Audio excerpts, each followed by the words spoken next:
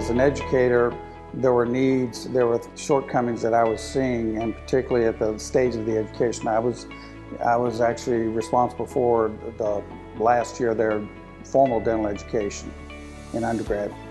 And I was seeing some students that were lacking good hand skills and wondering why in the world or how in the world they could get to me at this stage of their dental education career and be lacking or not be performing at a level they should be.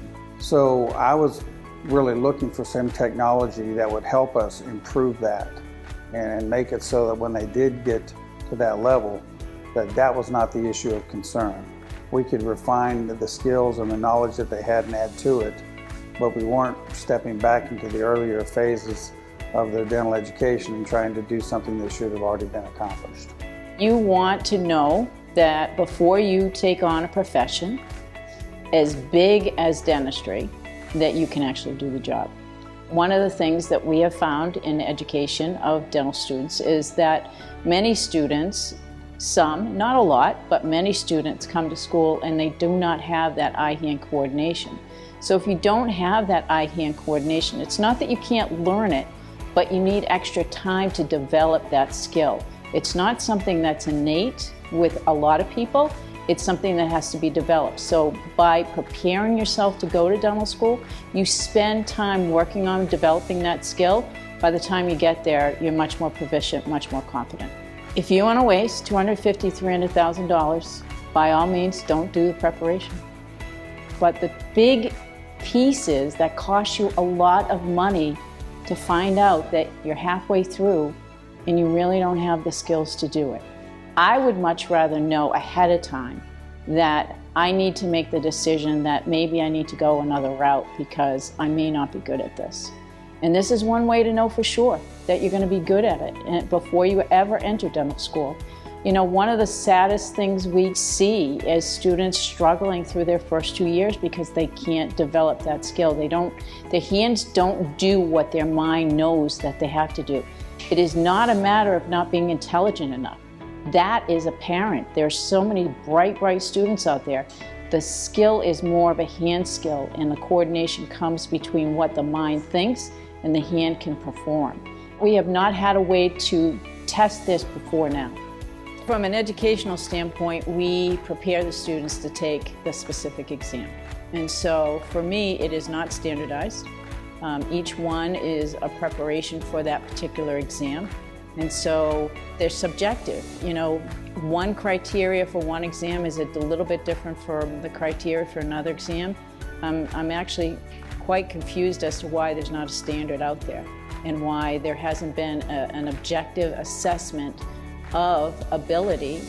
I think that overall, the competency should be left to the schools to determine, and safety is obviously the parameters of the board testing and making sure that they're safe to work on patients.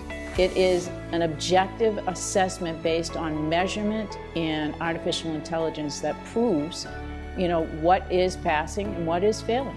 This is your livelihood you're talking about in your career. And to have to depend on a patient that you probably don't know very well showing up and sitting for the exam is highly stressful. So with our program, patient's always there.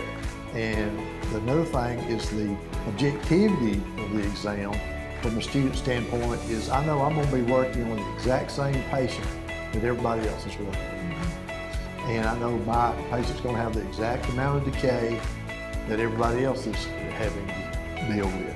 So the total objectivity of it and being able to be graded without human intervention as a student would be huge. There's a lot of really passionate dentists out there that take continuing education for their entire career. In fact, they make a big trip out of it just because it's something that they can do and look forward to, right? But at Promethean, the one thing that I really love about what you guys have been able to put together is you can actually take a difficult patient that you know, a case that you're working with some specialists on, and take and scan that patient's case and then work together collaboratively with your specialist to go and work through the case. and then you add a lab tech on top of that, oh my gosh, that is stellar, because then you can each individually take a look at everything, every component of that case, and develop it and make sure that you all agree on what you're going to do next. It's all the practice you want, and you can repeat procedures over and over. You get instant feedback on how you're doing, so that you see, okay, here's where I need to improve, here's where I need to get better. But if I was the dentist being recertified, I would want to know that it was objective, and it wasn't just somebody saying, no, I don't like the clothes you're wearing today, so you didn't do too good. What you do is what you're going to get. And that also, if I'm on the other side of that, if I'm on the board that's looking to see if this person can go back into practice, boards want people in practice. They want people to practice. But their job is also to protect the public, and so they have an objective way of knowing that the public's being protected. One of the more difficult responsibilities of a dental state board is to react and respond to complaints from patients across their state. So the state board investigates these things, and when they determine that there is some cause for concern, they have to address that with the dentist, the dentist that is in charge with that. Prior to this, and again, as you mentioned, as a result of COVID, it has been really difficult for the state boards to address these problems. And one of the things that we can do in a very COVID-safe environment is to create courses specific to the need of the individual, thus satisfying the state's complaint.